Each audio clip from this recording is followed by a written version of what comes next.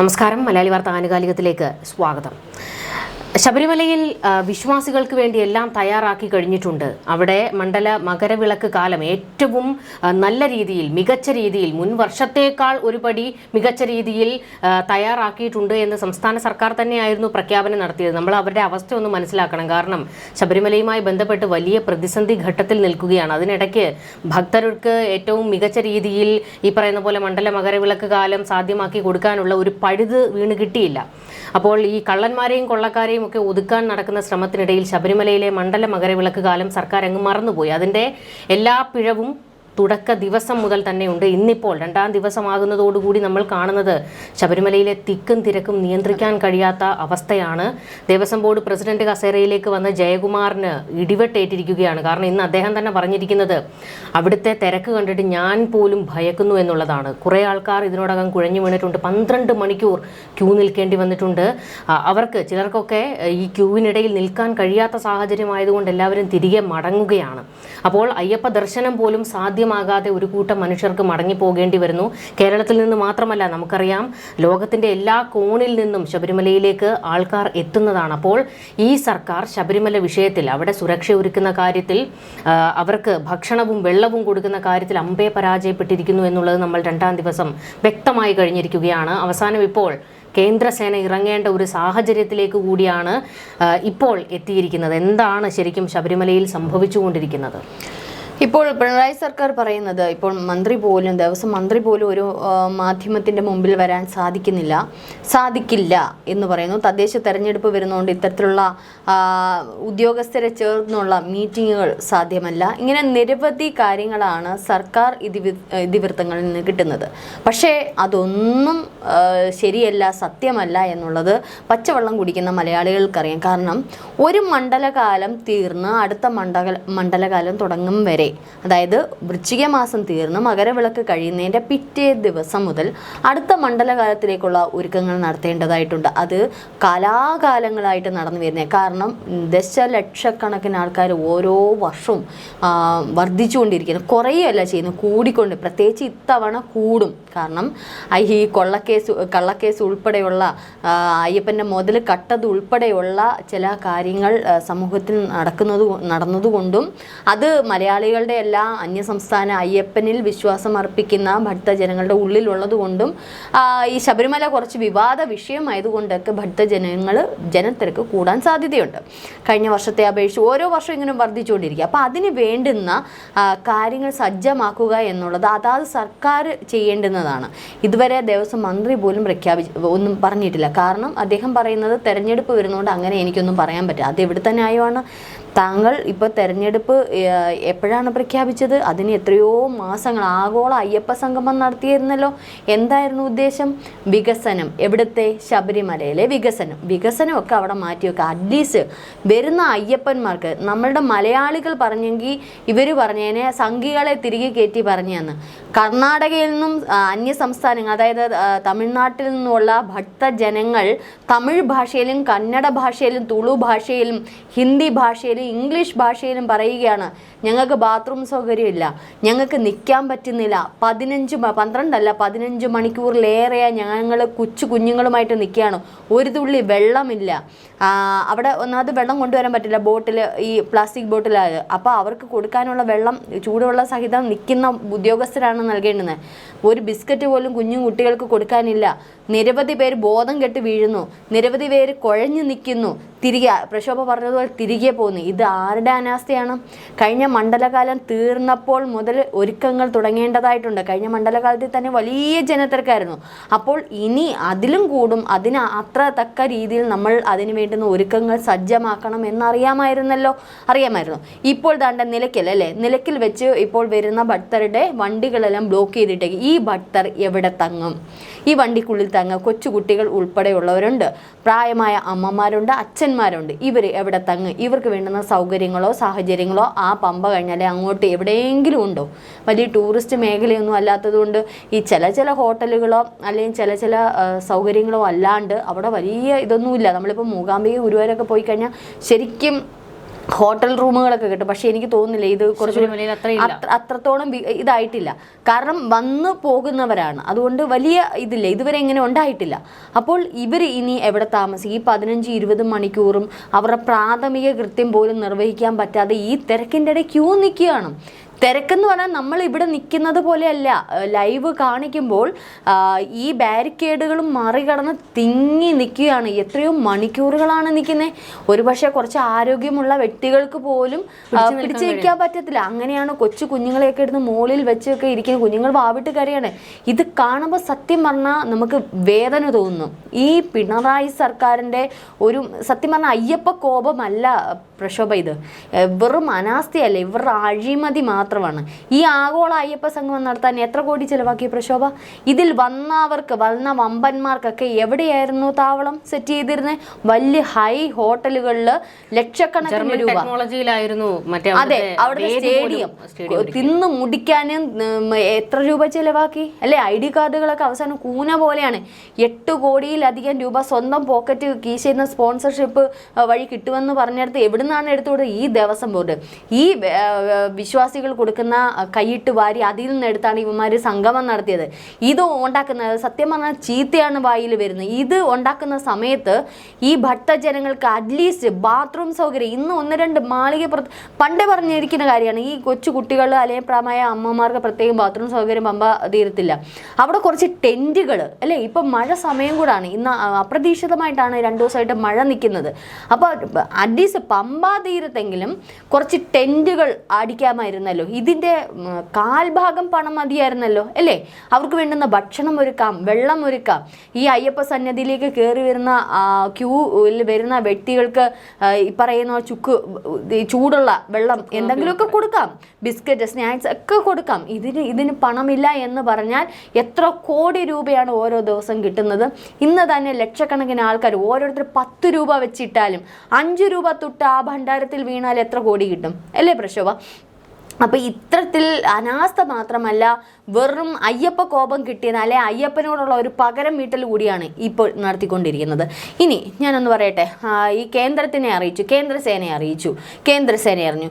എന്ത് വന്നാലും അങ്ങ് കേന്ദ്രം എന്താ ഇവിടെ പോലീസില്ലേ?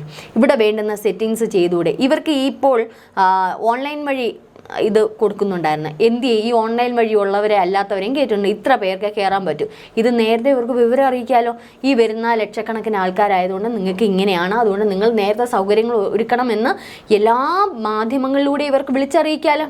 ഒരു പത്രസമ്മേളനം വിളിച്ചാൽ പോരെ? ഇനി അത് പോട്ട്. ഇപ്പം നിലയ്ക്കൽ വെച്ച് വണ്ടികൾ തടഞ്ഞു. ഇത് ആദ്യമേ ആകാമായിരുന്നല്ലോ. ഇന്നലെ മണ്ഡലകാലം തുടങ്ങുന്ന സമയത്ത് തന്നെ ആയിരുന്നെങ്കിൽ ഇങ്ങനെ തടയുന്നു എന്നറിയുന്നവർ ദൂരെ നിന്ന് വരുന്നവരൊക്കെ എന്ത് ചെയ്യും? അതിന് മുന്നേ ഉള്ള ഏതെങ്കിലും ഹോട്ടലുകളിൽ അല്ലെങ്കിൽ അത്തരത്തിലുള്ള ക്രമീകരണങ്ങളിലൂടെ അവർ വരും. ഇതൊന്നുമല്ലാതെ സഡനായിട്ട് വന്ന് ചേർന്ന് ഇങ്ങേ അറ്റത്ത്, അതായത് അവിടുത്തെ നിവാസികൾക്ക് പോലും അങ്ങോട്ടും ഇങ്ങോട്ടും കിടക്കാൻ പറ്റാത്ത അവസ്ഥയായി, വീട്ടിലോട്ട് പോകാൻ പോലും പറ്റാത്ത അവസ്ഥയെ ഇപ്പം നടുറോഡിൽ കിടക്കുകയാണ്. അപ്പോൾ അത്രയ്ക്ക് ബ്ലോക്ക് ചെയ്തിടുമ്പോൾ പ്രായമായവർ, മെഡിസിനുകൾ കഴിക്കുന്ന ആരോഗ്യപരമായിട്ട് ഇതായിട്ടുള്ളവരൊക്കെയാണ് കാണാൻ വരുന്നത്. എന്നിട്ട് ഇന്ന് ശ്രീജിത്ത് എന്താ പറഞ്ഞത്? എല്ലാവരും ഒന്ന് ചിന്തിക്കുക, പെട്ടെന്ന് എല്ലാവരും ശബരിമല വരണമെന്നുള്ള ചിന്ത അങ്ങ് മാറ്റി വെക്കുക. അല്ല, അയ്യപ്പനെ കാണാൻ ഒരു ക്ഷേത്രത്തിൽ കയറാൻ നിങ്ങളുടെ പെർമിഷൻ ആവശ്യമോ? അല്ല, നിങ്ങൾ പറഞ്ഞിട്ട് വേണം കയറാൻ. അതിന് വേണ്ടുന്നത് സജ്ജമാക്കാൻ വർഷം കോടികളുടെ രൂപ അവിടെ വരുന്നുണ്ട്. അതങ്ങ് സജ്ജമാക്കി ജനങ്ങൾക്ക് കൊടുത്താൽ പോരെ? അത് പോട്ട്. ഈ കേരള സർക്കാർ ഒരു 8 കോടി രൂപ എല്ലാ വർഷവും ശബരിമല ഇത് എത്ര വർഷമായി മുടങ്ങി കിടക്കുന്നതെന്നറിയോ? എന്നിട്ട് ആഗോള അയ്യപ്പ സംഗമത്തിൽ ഇതിൽ നിന്നെടുത്താണ് മറ്റേതിനും ചിലവാക്കുന്നത്. അതായത് അയ്യപ്പനെ മൊത്തത്തിൽ മുച്ചൂട് മുടിപ്പിക്കുന്നേ പോരാ, സ്വർണവും എടുത്ത് പോക്കുന്നതല്ല, ഉള്ള വിശ്വാസികൾക്ക് അങ്ങോട്ട് കയറാനും പറ്റാത്ത അവസ്ഥയിൽ ഈ ബാരിക്കേഡ് സഹിതമാണ് മറികടക്കുന്നത്. ഇപ്പോൾ ഒന്നീ പമ്പയെ വെച്ച് കുറേയൊക്കെ ബ്ലോക്ക് ചെയ്യാം, മറ്റേത് വരുന്ന ഇടങ്ങളിൽ വെച്ച് അത് കുറേ ഇപ്പം കൊല്ലം ബോർഡറുകളിൽ വെച്ച് ബ്ലോക്ക് ചെയ്യുക. അവിടെയൊക്കെ ഹോട്ടൽ സൗകര്യങ്ങളുണ്ട്. ഇതൊക്കെ കൃത്യമായിട്ട് ഒരു നിയന്ത്രണ വിധേയമായി പോയിരുന്നെങ്കിൽ ഇത്രയും തിരക്കുകൾ വരുത്തി ഇതിനകത്ത് പെട്ടവർക്ക് ഇപ്പം തിരിച്ചിറങ്ങാനും പറ്റത്തില്ല, അങ്ങോട്ട് കയറാനും പറ്റാത്ത അവസ്ഥ. ഇവിടെ പ്രതിസന്ധി എന്ന് പറയുന്ന മറ്റൊരു കാര്യവും കൂടിയുണ്ട്. നമ്മൾ കണ്ടതാണ് കഴിഞ്ഞിടയ്ക്ക് അവിടെ രാഷ്ട്രപതി വന്ന സമയത്തായിരുന്നു അപകടകരമായ നിലയിൽ നിന്നിരുന്ന മരങ്ങൾ മുറിച്ചു മാറ്റിയത്. ബാക്കി ഇനിയും അവിടെ നിൽപ്പുണ്ട്. മഴ അതിശക്തമായി കൊണ്ടിരിക്കുകയാണ്. തന്നെയാണ്. മലഭാഗമാണ് ശബരിമല എന്ന് പറയുന്നത്. അങ്ങോട്ട് എല്ലാം ഒരിക്കൽ നമ്മൾ കണ്ടതാ, ഏത് വർഷമാണെന്ന് എനിക്ക് ഓർമ്മ കിട്ടുന്നില്ല, മണ്ഡലകാല മണ്ണിടിച്ചിലും ഒക്കെ എത്ര മരണം അന്നുണ്ടായതാണ്. അപ്പോൾ അത്തരത്തിൽ അപകടകരമായിട്ട് നിൽക്കുന്ന ഈ മരങ്ങൾ പോലും വെട്ടിമാറ്റാനുള്ള ഒരു സംവിധാനങ്ങൾ അവിടെ ശബരിമലയിൽ നടന്നിട്ടില്ല എന്നുള്ളത് നമ്മൾ കണ്ടതാണ്. നടന്നിട്ടില്ല. അപ്പോൾ ഈ പ്രതിസന്ധി അതിരൂക്ഷമാണ്. ഇനിയിപ്പോൾ സംഭവിക്കാൻ പോകുന്ന ഏറ്റവും പ്രധാനപ്പെട്ട ഒരു കാര്യമുണ്ട്. അതായത് ഇതിന്റെ പൂർണ്ണ ഉത്തരവാദിത്തം വേണമെങ്കിൽ ജയകുമാറിന്റെ തലയിലേക്ക് കൊണ്ടിടും. അത് കൊണ്ടിടാൻ നടക്കില്ല. കാര്യം എന്താണെന്ന് അറിയാമോ? ഇടയ്ക്ക് വെച്ചാണ് ജയകുമാർ ഈ പ്രസിഡന്റ് സ്ഥാനം ഏറ്റെടുക്കുന്നത്. അത്രയെങ്ങാണ്ടേ ആയിട്ടുള്ളൂ. അതായത് മണ്ഡല മകരവിളക്കിന്റെ എല്ലാ കാര്യങ്ങളും പൂർത്തിയാക്കി എന്ന് സർക്കാർ പറഞ്ഞതിന് ശേഷം, ദേവസ്വം പ്രസിഡന്റ് ഉൾപ്പെടെ എല്ലാ കാര്യങ്ങളും പൂർണ്ണ സജ്ജമാണ് എന്ന് പറഞ്ഞതിനൊക്കെ ശേഷമാണ് അദ്ദേഹം അവിടെ അധികാരം ഏറ്റെടുക്കുന്നത്. അദ്ദേഹം വന്നപ്പോൾ തന്നെ പറഞ്ഞിരുന്നു, എനിക്ക് കിട്ടിയ നിർദ്ദേശം എന്ന് പറയുന്നത് എല്ലാ കാര്യങ്ങളും സജ്ജമായിട്ടുണ്ട് എന്നുള്ളതാണ്. ഇനി എന്നെ കൊണ്ട് ആകുന്ന കാര്യങ്ങൾ ഞാൻ ചെയ്യുക എന്നുള്ളത് മാത്രമേ ഉള്ളൂ ശബരിമലയിൽ എനിക്കുള്ള ഉത്തരവാദിത്വം എന്ന് അദ്ദേഹം പറഞ്ഞിരുന്നു. ഈ മണ്ഡല മകരവിളക്കിന്റെ കാര്യത്തിൽ അങ്ങനെയാണ് പോകുന്നത്.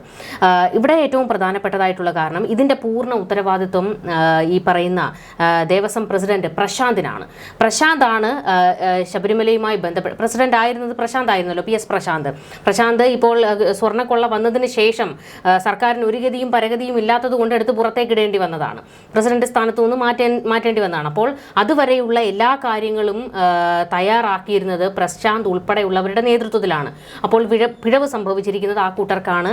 ഇത് തടി തപ്പുന്നതിന് വേണ്ടി സർക്കാരിന് ജയകുമാറിന്റെ തലയിൽ ഇട്ടുകൊടുക്കാൻ കഴിയില്ല. നമ്മളത് കൃത്യമായി നമ്മൾ അതിനെക്കുറിച്ച് മനസ്സിലാക്കിയിരിക്കണം. അല്ലെങ്കിൽ ഇപ്പോൾ തന്നെ തുടങ്ങിയിട്ടുണ്ട് പറയുന്ന ശബരിമല മറ്റേ ഈ സഖാക്കളുടെ ഗ്രൂപ്പുകളിലൊക്കെ തുടങ്ങിയിട്ടുണ്ട് ശബരിമലയിലെ പിഴവ് എന്ന് പറഞ്ഞുകൊണ്ട് തുടങ്ങിയിട്ടുണ്ട്. പ്രശാന്തായിരുന്നു ഇപ്പൊ പിഴവ് മാറ്റിയെന്നായിരുന്നു. അപ്പോൾ ഇവർക്ക് ഇവിടെ ഒരു വലിയ അടി പറ്റിയിട്ടുണ്ട്, പിഴവ് സംഭവിച്ചിട്ടുണ്ട്. അത് എന്തുകൊണ്ടാണ് എന്നുള്ളത് ചോദ്യമാണ്. മുൻപ് പറഞ്ഞതുപോലെ തന്നെ ശബരിമലയിൽ കൊള്ളയുടെ പേരിൽ അടിമുടി പ്രതിരോധത്തിൽ നിൽക്കുകയാണല്ലോ. അതുകൊണ്ട് ശബരിമല വിട്ടുപോയതായിരിക്കാം. നമുക്ക് സാധാരണ അറിയാം, കേന്ദ്രസേന എല്ലാ വർഷവും ശബരിമലയിൽ വരാറുള്ളതാണ്. കാരണം മറ്റ് ഒരു സാധാരണ ക്ഷേത്രം പോലെയല്ല ശബരിമല. ഈ തിരുപ്പതിയിലും ഒക്കെ കേന്ദ്രസേനകളുണ്ട്. അതുകൊണ്ട് രാജ്യത്തെ പ്രധാനപ്പെട്ട പല ക്ഷേത്രങ്ങളിലും, ബദ്രീനാഥ് ഒക്കെ ഉൾപ്പെടെയുള്ള ക്ഷേത്രങ്ങളിലൊക്കെ ഈ സീസണലാണ് അവിടെയെല്ലാം. അതുകൊണ്ട് തന്നെ അവിടെയൊക്കെ കേന്ദ്രസേനകളുടെ സാന്നിധ്യം ഉള്ളതാണ്. പക്ഷേ ഇത്തവണ ഇവിടെ കേന്ദ്രസേനയ്ക്ക് വരാൻ കഴിഞ്ഞില്ല. ഒരുപക്ഷെ ഡൽഹി സ്ഫോടനവുമായി ബന്ധപ്പെട്ടുള്ള പ്രതിസന്ധികൾ ഉള്ളത് കൊണ്ടായിരിക്കാം. പക്ഷേ ഇപ്പോൾ സംസ്ഥാന സർക്കാർ കഴിഞ്ഞ ദിവസവും കത്തയച്ചിരുന്നു, കേന്ദ്രസേനയുടെ സഹായം ആവശ്യമാണ്. കാരണം എല്ലാ തവണയും ജനത്തിരക്ക് കൂടിക്കൊണ്ടിരിക്കുന്ന ഒരു ക്ഷേത്രമാണ് ശബരിമല. അപ്പോൾ ഇതുവരെ അക്കാര്യത്തിൽ ഒരു തീരുമാനം ഉണ്ടായിട്ടില്ല. കേന്ദ്രസേന ഇറങ്ങിയാൽ കുറച്ചുകൂടി അവിടുത്തെ ഭക്തർക്ക് കുറച്ചുകൂടി കാര്യങ്ങൾ എളുപ്പമാകും. പോലീസിനും അവിടെ നമുക്ക് പോലീസിനെയും ഒരു പരിധിയിൽ കൂടുതൽ കുറ്റം പറയാൻ കഴിയില്ല. കാരണം അവർ പരമാവധിയാണ് അവർ ശ്രമിച്ചുകൊണ്ടിരിക്കുന്നത്. അപ്പോൾ ഇപ്പോൾ ചെയ്യാൻ കഴിയുന്ന കാര്യങ്ങൾ എന്ന് പറയുന്നത് അവിടെ ഉള്ള ഭക്തരെ സുരക്ഷിതരാക്കുക എന്നുള്ളതാണ്. നമ്മൾ വീഡിയോകളിലൊക്കെ ദൃശ്യങ്ങളിൽ കണ്ടു, കുട്ടികളുമായി നിൽക്കുന്ന ആൾക്കാരൊക്കെ തിങ്ങിനിറങ്ങിയാണ് നിൽക്കുന്നത്. ഒരു അപകടം ഉണ്ടായി പോയി കഴിഞ്ഞാൽ നമ്മളുടെ സ്റ്റേറ്റ് മറുപടി പറയേണ്ടി വരും. കേരളത്തിൽ നിന്നുള്ള ആൾക്കാർ മാത്രമല്ല അവിടേക്ക് വരുന്നത്. ഈ പറയുന്ന പോലെ ഈ തിക്കിനും തിരക്കിനും ഇടയിൽ ശബരിമലയിൽ VVIPകൾക്ക് സൗകര്യം ഒരുക്കി കൊടുത്തിട്ടുള്ളതൊക്കെ നമ്മൾ കണ്ടതാണ്. അപ്പോൾ അവിടെ ഏറ്റവും സുഗമമായി ഭക്തർക്ക് തൊഴുതിറങ്ങാനുള്ള ഒരു സാഹചര്യം ഉണ്ടാക്കി കൊടുക്കണം. നമുക്ക് ഒരു ഭക്തരോടും ഇപ്പം പോലീസ് ഏമാൻ പറഞ്ഞതുപോലെ അവിടെ ആർക്കും വരാതിരിക്കാനൊന്നും കഴിയില്ല. അവിടെ ആൾക്കാർ വന്നുകൊണ്ടേയിരിക്കും. അല്ലാതെ നിങ്ങളുടെ സൗകര്യത്തിനല്ല അവിടെ ശബരിമലയിൽ ആൾക്കാർ വരേണ്ടത്. അത് ഭക്തിസാന്ദ്രമായ ഒരു അന്തരീക്ഷമാണ് അവിടെ വന്നുകൊണ്ടേയിരിക്കും. ശ്രീജിത്ത് പറഞ്ഞൊരു മിസ്റ്റേക്ക് ഉണ്ട്. കാരണം ഇനി വരും ദിവസങ്ങളിലാണ് വർദ്ധിക്കുന്നത്. ഇപ്പോൾ കുറവാണ്. ഒരു പക്ഷേ ഇതിനേക്കാളും വരും ദിവസങ്ങൾ വർദ്ധിച്ച് അവസാന ഘട്ടങ്ങളിൽ ഏറ്റവും അധികം. പക്ഷെ ഒരു മീഡിയം ലെവലിൽ വരുമ്പോഴത്തേന് കുറയും. ഇങ്ങനെയാണ് ശബരിമല എല്ലാ വർഷവും പോയിക്കൊള്ളുന്നത്. അപ്പോൾ ഇനി വരുന്ന ദിവസങ്ങൾ ഒരു 2 ആഴ്ചയിൽ ഭയങ്കര ജനത്തിരക്കായിരിക്കും. അപ്പോൾ തീർച്ചയായിട്ടും അതുപോലെ ഡിസംബർ ഇനിയിപ്പോൾ വെക്കേഷൻ ടൈമുകളിലൊക്കെ വരുമ്പോഴത്തേന് കുറച്ചുകൂടി അധികം വരും. അപ്പോൾ ഇത്തരത്തിൽ ഇനിയെങ്കിലും നിയന്ത്രണ വിധേയമാക്കിയില്ലെങ്കിൽ വലിയൊരു പ്രക്ഷോഭം പറയുന്നതാണ്, വലിയൊരു അപകടം വരാൻ സാധ്യതയുണ്ട്. ഇപ്പോൾ തന്നെ പലരും ബാരിക്കേഡ് മറികടക്കുന്നു. എന്ത് പറയുന്നത്, ആ ഒരു പോലീസിന്റെ കൺട്രോളിലേ അല്ല. എങ്ങനെയെങ്കിലും അങ്ങ് ചെന്നിട്ട് തിരിച്ചു പോകണം.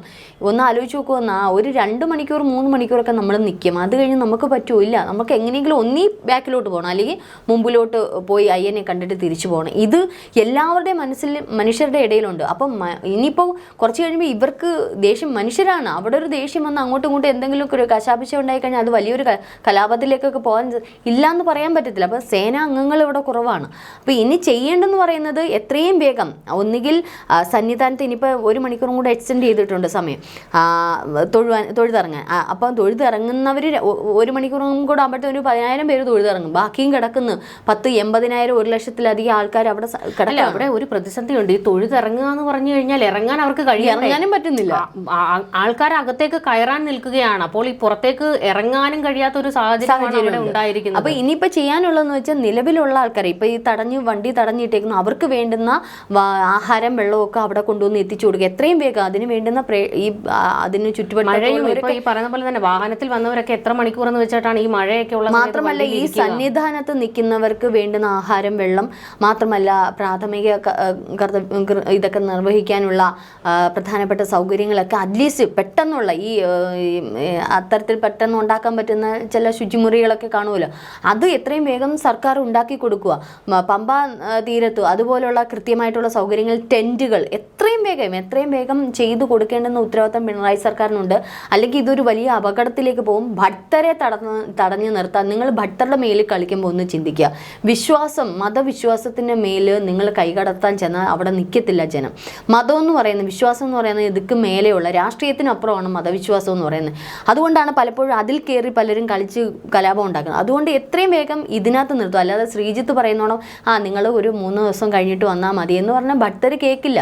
എന്തൊരു വിഡ്ഢിതമാണ് അദ്ദേഹം വിളിച്ചു പറയുമ്പോൾ ഒരു പക്വതയും പാകതയും ഒക്കെ കാണിക്കും. കാരണം ഈ തെലങ്കാനയിൽ നിന്നും ആന്ധ്രയിൽ നിന്നും കർണാടകയിൽ നിന്നും മഹാരാഷ്ട്രയിൽ നിന്നും ഒക്കെ വന്ന് തിരിച്ചു പോയിട്ട് നിങ്ങൾ 2 ദിവസം കഴിഞ്ഞ് തിരിക്കും വന്നാൽ ഞങ്ങൾ സൗകര്യം ഉണ്ടാക്കാം. അല്ലെങ്കിൽ ഈ പറയുന്ന മൂകാംബിക അങ്ങോട്ടൊക്കെ നമ്മൾ പോയി കഴിഞ്ഞാൽ ഈ ഹോട്ടലുകളുണ്ട്, ഇഷ്ടം പോലെ നമുക്ക് സ്റ്റേ ചെയ്യാനുള്ള ദേവസ്വം ബോർഡിന്റെ ഒക്കെ ഇഷ്ടം പോലെ സൗകര്യങ്ങളുണ്ട്. തന്നെയല്ല ഈ പറയുന്ന ഭക്തരെന്ന് പറയുന്നത് അതിൽ സാധാരണക്കാരായിട്ടുള്ള മനുഷ്യരുണ്ട്. അവർക്കൊന്നും കയ്യിൽ നിന്ന് പണം എടുത്ത് അങ്ങനെ നിൽക്കാൻ പറ്റുന്ന ഒരു സാഹചര്യമില്ല. അയ്യപ്പനെ വന്ന് കാണാനുള്ള ഒരു പണം മാത്രമായിരിക്കും അവരുടെ കയ്യിൽ ഉണ്ടായിരിക്കുന്നത്. അപ്പോൾ ആ പരിമിതിക്കുള്ളിൽ നിന്ന് അവർ വരുമ്പോൾ വീണ്ടും നിങ്ങൾ അയ്യപ്പനെ കാണണമെങ്കിൽ 2 ദിവസം കഴിഞ്ഞ് എനിക്ക് പ്രശോഭം ഒരു കാര്യത്തിൽ ഈ ആഗോള അയ്യപ്പ സംഗമമൊക്കെ നടത്തി ലോകോത്തര നിലവാരമുള്ള എന്തൊക്കെയോ അവിടെ നടത്തുമെന്ന് പറഞ്ഞിട്ട് ഇത്തവണ ഭക്തർക്ക് അവിടെ നിൽക്കാൻ പോലും സ്ഥലമില്ല. എനിക്കൊരു കഷ്ടം തോന്നുന്നത് ഈ വാസവനൊന്നും മറ്റേ മന്ത്രി കസേര കയറി ഇരിക്കരുത്. നിങ്ങൾക്ക് രാജിവെച്ചിട്ട് വീട്ടിൽ പോകണം. ഒരു പ്രതിസന്ധി ഉണ്ടായപ്പോ 2 വാക്ക് വാസവനൊന്നും രംഗത്തില്ല. ഈ ദേവസ്വം മന്ത്രിയാണ്, എന്ത്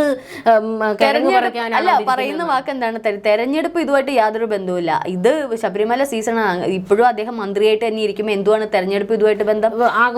കുറിച്ച് ചോദിച്ചപ്പോൾ എനിക്കൊന്നും അറിയത്തില്ല. ശബരിമലയിൽ മറ്റേ മണ്ഡല മകരവിളക്ക് കാലം തുടങ്ങിയപ്പോഴത്തേക്ക് എല്ലാം ഉണ്ടാക്കിയോ എന്ന് ചോദിക്കുമ്പോൾ അതിനും വായ പൊളിച്ചിരിക്കുകയാണ്. ജനത്തിരക്കിന്റെ കാര്യം ചോദിക്കുമ്പോഴത്തേക്ക് ദേവസ്വം ബോർഡിനോട് പോയി ചോദിക്കുക. സത്യം പറഞ്ഞു കഴിഞ്ഞാൽ ഇങ്ങനെയൊക്കെ എന്തോ കിഴങ്ങ് പറിക്കാൻ അവിടെ ഇരിക്കുന്നത് നമുക്ക് മനസ്സിലാകുന്നില്ല. ആ കഴിവില്ലെങ്കിൽ ഇറങ്ങിപ്പോണം, അല്ലാതെ ഇങ്ങനെ കടിച്ചു തൂങ്ങി കിടക്കരുത്. എന്തായാലും കഴിഞ്ഞ തവണ കുറച്ചൊരു മര്യാദയ്ക്കായിരുന്നു മണ്ഡല മകരവിളക്ക് കാലം. ജനങ്ങൾക്ക് വലിയ കുഴപ്പമില്ലാതെ പോയതാണ്. നമുക്കറിയാം ജനങ്ങളെ നമുക്ക് തടഞ്ഞു നിർത്താനോ പിടിച്ചു നിർത്താനോ ഒന്നും കഴിയില്ല. അവർ വന്നുകൊണ്ടേയിരിക്കും. അപ്പോൾ ഇപ്പൊ പറഞ്ഞ പോലെ തന്നെ എത്രയും പെട്ടെന്ന് കുറച്ചുകൂടി സൗകര്യങ്ങൾ ഒരുക്കി കൊടുക്കുക എന്നുള്ളതേ ഉള്ളൂ.